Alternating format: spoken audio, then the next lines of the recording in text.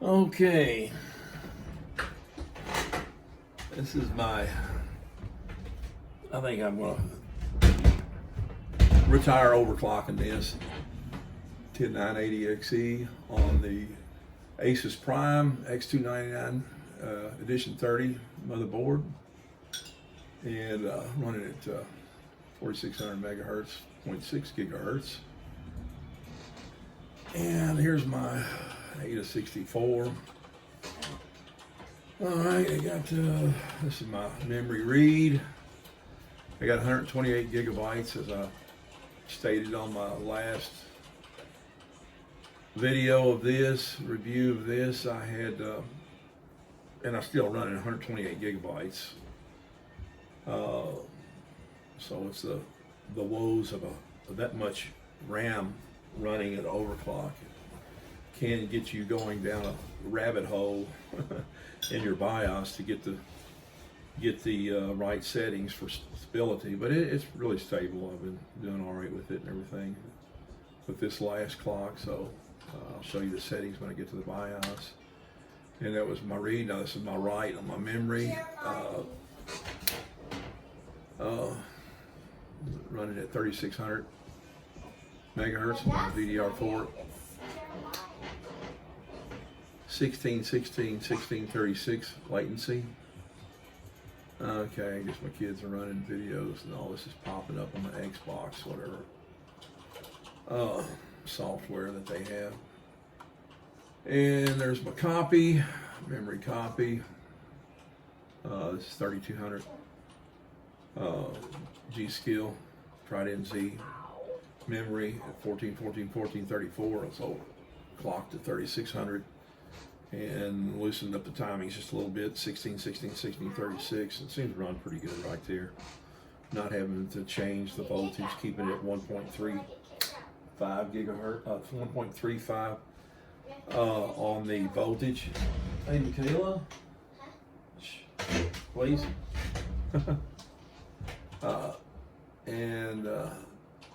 So there's my copy, and there's my latency. Sometimes it hits number one. Most of the time it hits around 57, 56, and well, I think it went 50. I hit 51 or something like that the other day. It was really good. It's just the way it is. With this the settings, CPU clean, setting. I'm running ASUS 64 Extreme, and there's my PhotoWorks bench, and looks like it traded places with the, let's see, well yeah, there's Xeon, and then go back and forth. It trades places with the Ryzen Threadripper. Of course, it's 32 cores going against 18, so you know, it shows you how massive of this power this 10980XE's got. And so these are all my settings. I mean, these are all my benches I ran throughout this. So it's some of these can have a lot to do with graphics and stuff as well. But you don't want to be fair to everything. Just do the whole thing. Ran all this, and it goes up and down. Number one, and it goes there. Oh, I just clicked it.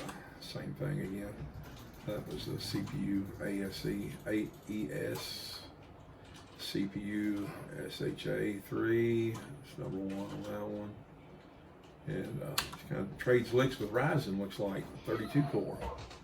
And also the Xeon that trades places with it and some of the scores.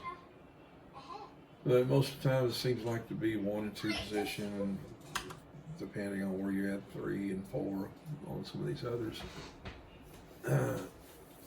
FPU Julia, and let's see the ray tracing 32 at FP32, and fluctuates up and down there. It's about the norm lately. It's been running number one on that, and FP64 ray trace.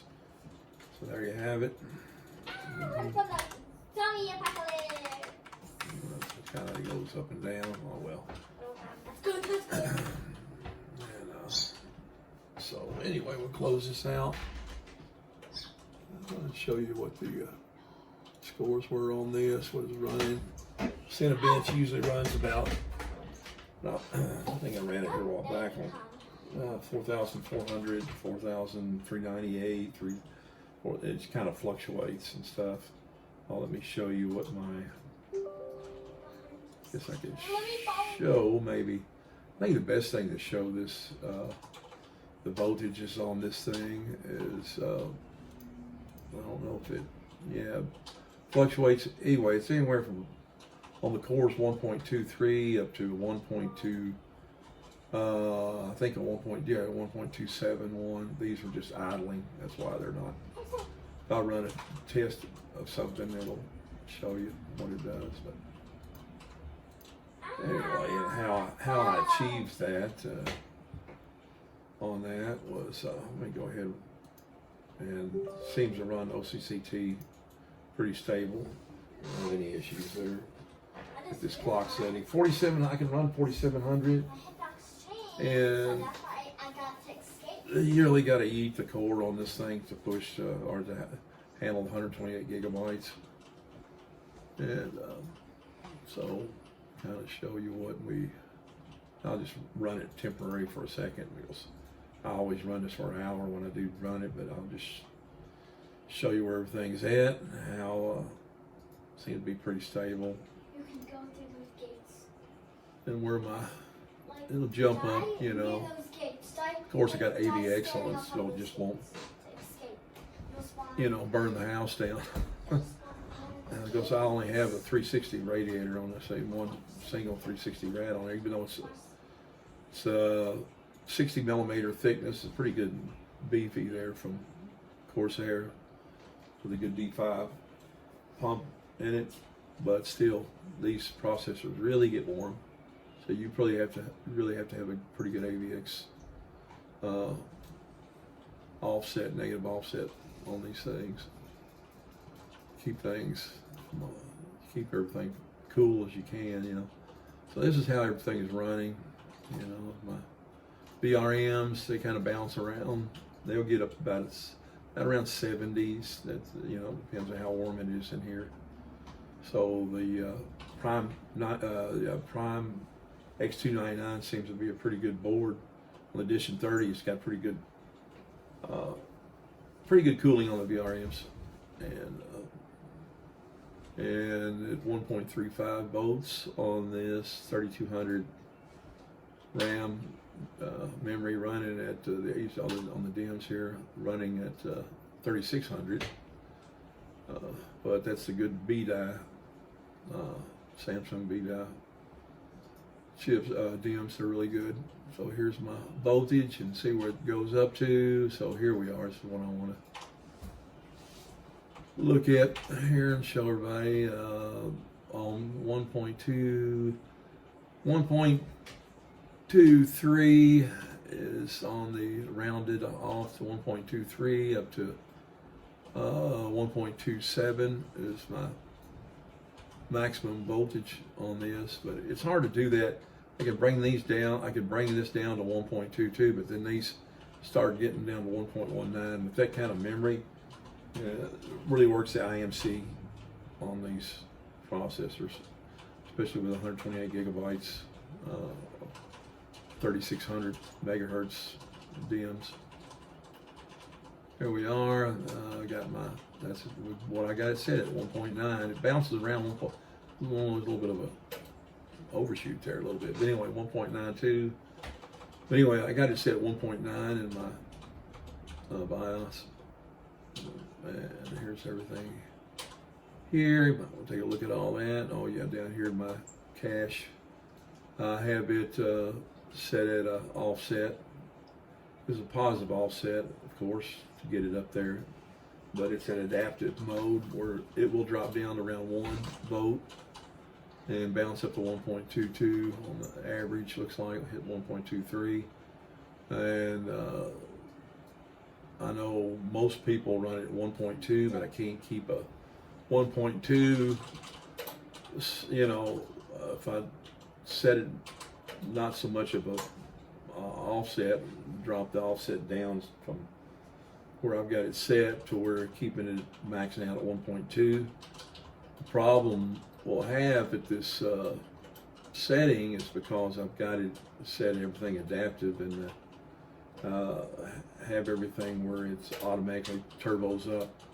I don't have everything just stuck at one clock speed. Even the minimum side of the cache, I do not have it, you know, just pegged at 3200, but I've got it at 3200 on my uncore cache memory. I mean cache memory, cache, the clock on my cache for the processor. Uncore they call it. Anyway, so here's everything here. So I don't need to see GPUs. That's without looking at the GPUs. By the way, I've got 1080 Ti's in here. NVIDIA, okay, and here's everything else running. And we'll get down here to the, show you where my clocks are. I just run this, of course. And I've got some cores that'll bounce up to, I had one the other day, 6.2. I see it bounce up to 5.1. I got runaway frequencies, and I don't know if it's the board or what. Maybe somebody can tell me what's going on with my clock. And even my mesh runs up 3.5. You know, I got it set at 3200, and I got it adapted so it drops down 8 something, 9, somewhere like that. Runs up, supposed to be 32, but it always overshoots my frequency. That's why I can't stay at a 1.2 volts and a little less, like some, I don't know if it must be my board, must be my motherboard. I need another BIOS update, but that's what it's running at, and it bounces around just like my clocks. So if I have drop my B core down a little bit, well, you know, I'm pegging that every now and then. So, and I have all cores synced to 46. So there we have everything there. Everything's running pretty stable, really stable. You know, I don't have any issues. Yeah, you just saw where I got it set at 46 on my clock. There we are. I don't need to keep running this thing. This thing will run great. It seems to be stable. And I'm going to make this video too long. I don't want to. I'm going to run the Cinebench, warm up the room, you might say, with Cinebench. It's the same way as Linpack Extreme. It seems like almost. I think it runs as warm as Linpack. It's just I probably need a better setup on my cooling here. I'll go ahead and get into the BIOS and show you my settings. Show you the settings, what I'm set in the BIOS. Maybe y'all would like to, anyone having the same processor, same board, probably like to do the same. And I guess I hit the delete key. Hit it once or twice, I don't know what it is. Anyway. And go over here, show, there we are. So show you what I'm set at. There's what I'm set at. I got it on manual, of course. I'm not running the XMP because I'm not running at that speed. You can click XMP, then move it to whatever you want. Got manual settings, CPU strap, 100. There's that. PCLK frequency. I got disable, of course. Better stability on your overclock, works better. ABS instruction set. Negative offset at 4, drops it to 42. This one seems to run best. Everything keeping good and cool. AVX 512. Instruction core ratio negative offset at 6. And just to keep things cool, I guess you could go zeros on this thing and lock it in, but I need a little stronger cooling, I think, on mine. And there's sync all cores at 46. Got the minimum CPU cache ratio. I got it to auto so it can down clock. and I got it hitting at maximum 32. I've had it, as you see, it goes up to I think one of my videos 3600. I don't know why it does it. Can't lock it down, and so BCLK frequency DRAM frequency ratio. Got to set it. Shows you right there, 100. So DRAM frequency. There's what I got. The DDR4 at 3600, which is really good. It works good, no problem. Disable SVID. It helps for overclocking as well. Recommended DRAM timing. I think, yeah, there you are, 16, 16, 16, 36. And DRAM command rate is at 2. That's what it sets that on auto. And we're going to go back out of here. Oh, yeah, I don't know if you want to see what I've got. Here's all my other settings. Auto, only thing I adjusted was this one right here to keep it at, you know, it seems to be a good cycle, 360. Sounds good. Anyway, it works best, I think, keep it at 200 nanoseconds. That's what it's recommended. And if you have BDI, it seems to be, it should handle it. It should handle it, no problem. That's why I've got a good latency run. Sometimes, you know, really good latencies on this. And here's what I got here. Everything is auto. I didn't do anything crazy. Probably could have. Probably said I forgot I hadn't. Let's see. Okay, yeah, CPU current. I got everything here auto, and it seems I was hitting 7. I put it at level 7 to begin with. Now I thought I just wonder we're just going to put it at these clocks at auto, and it wow, it's like it works good. Yeah, I want to do it too that way. So I don't know. So it's a pretty good board. This BIOS on this last update kind of helped in the stability. All right. Alright, and you got, this is where I am. Well, I'm right here. I keep this enabled. My enhanced Intel speed step technology, turbo mode enabled. You got to keep it like turbo, keep it going on your overclocks. And my long duration package power limit, I maxed it out, keep it maximum. See if it works best. And this, I left it auto because that's the maximum. At 1023, it's, you know, it's keeping it at it. So, and that's the maximum. Anyway, you can set one, you can hit maximum on it, and it's whatever you want to do. But you need these. You don't need to starve this processor from any current. That's for sure. It is hungry, and I don't do anything with tweak. I just keep everything normal settings. I didn't change anything. I haven't done anything here. Only thing, nothing here. I haven't done nothing on this one. Let me go back out of here.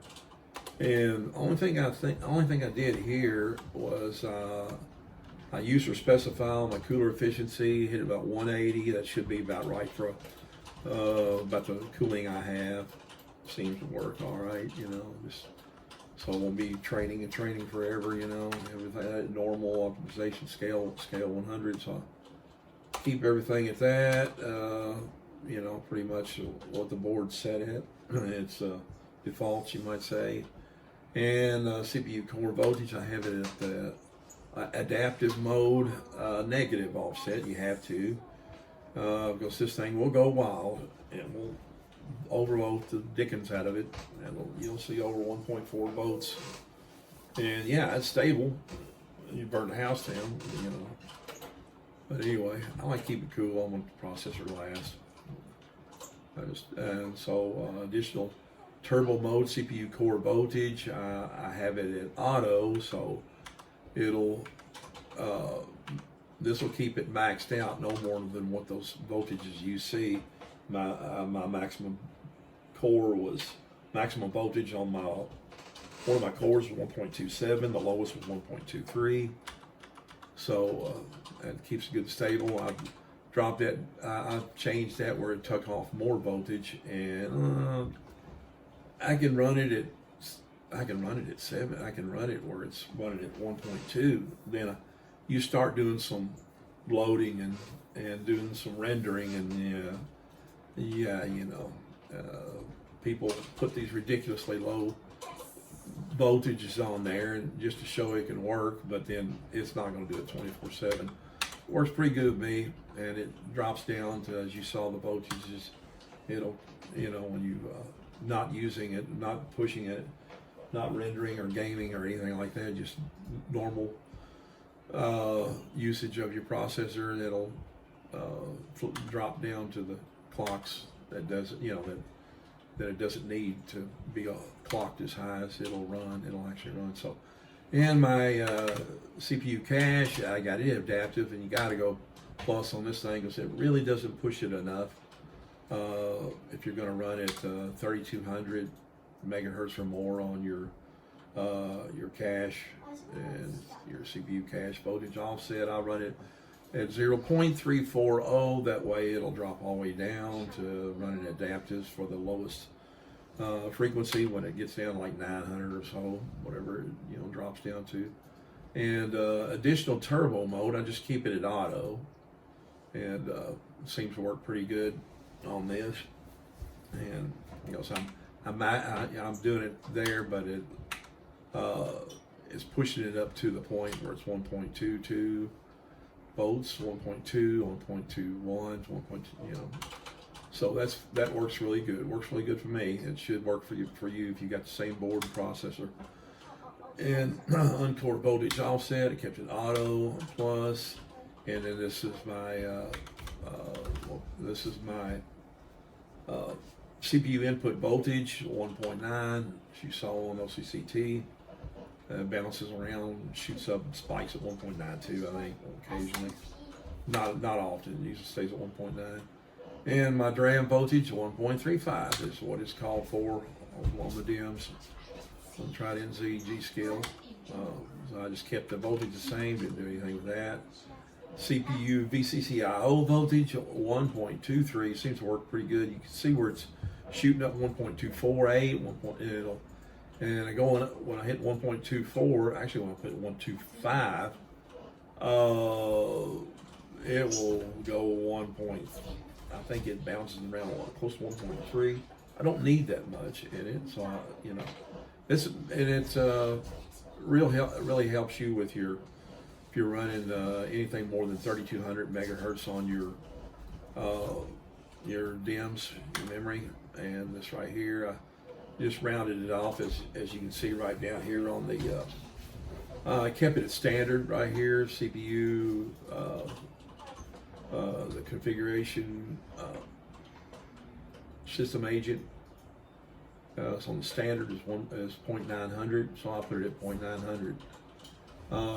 I left it alone, which is fine. It seems like at this setting, if you left it at auto, it would go 0.832, 0.848, 843, and what I noticed before I just went ahead and put the standard as it, you know, what's the standard for the, what it shows for the board. Might say if you're not getting really wild, it'll use an LN2 and really maxing things out. But anyway, it helps me on my boot up. It boots up a lot quicker. I've noticed that, and even when I run 4.7 gigahertz, when I overclocked it, I set it at 1.1, and if I left it at auto or even at that voltage right there, it looks like it's trying to train all over again, trying to get the memory working. So that helps me about as much as this. Actually, this helps a lot too. Helps you with your cache, your uncore. Helps me with that, the stability, running it together. With the overclock on my cache as well as my overclock, the memory, and this does too. This helps me pretty good as well. So, and it just helps things just boot up really nice. I realized that after I fiddled around with it for a little bit. And so there you have it. There we have it. There's my settings. And I hope you enjoyed it. And you can like if you want, subscribe if you want. I'm not a pressure salesman. I don't need to sell anything. But my time, I guess, to help anybody out who wants to have fun with the same platform I've got. And it's been really fun. It can be time consuming, while all them settings can be pretty much like feel like you're going down a rabbit hole. But see, like what I'm saying right there, it boots up pretty nice, you know. Goes right into it. And when I had it in auto, it seemed like I didn't, it took a little longer going into the system. It looked like it was training and the memory and stuff. So that, all those settings I've got, I set everything pretty much the minimum, to the point where stability issues would happen and kind of edged up everything little by little till I, you know. Now this has been a problem with my video cards. I've got one that leaked on me, one of my 1080 Ti's. I have that. I've been having a problem with that one, and so I had another used one and put in there, and I noticed it was leaking a little bit. So that's something that's a problem that I have with my 1080 Ti's on this. I got them in SLI, so I really need to upgrade my my video cards, my graphics cards on this thing. And I got one that's been used quite a bit, and it's been actually used in I think Bitcoin market. So I got this used out on. It's got a lot of hours. One of the and it's got it's a high. I think you may have seen it. It's a hybrid. So and one of them's leaked, and I think it's not leaking anymore. Got it positioned where there's not a pinch on it, so it shouldn't even have been here. Really, I need it. So it's about time for a graphics card. So I'm going to have that issue every now and then. With you see that on the screen, those artifacts going on, and that probably could be hindering me somewhat. But plus it's a 4K monitor too, so. But it's time for an upgrade graphics, and I'll be glad when Intel comes out with the new 1090. Oh, I can't say all these numbers. 10990 XE that's supposed to come out over a year ago, and that's my old girl. She's playing their Minecrafting. So anyway, so I hope you enjoyed the video, and I hope I didn't ramble on too much. I seem to do that quite a bit in my videos. So again, with the overclocking woes with a 10980 XE with 128 gigabytes memory. And thank you very much. Have a wonderful day.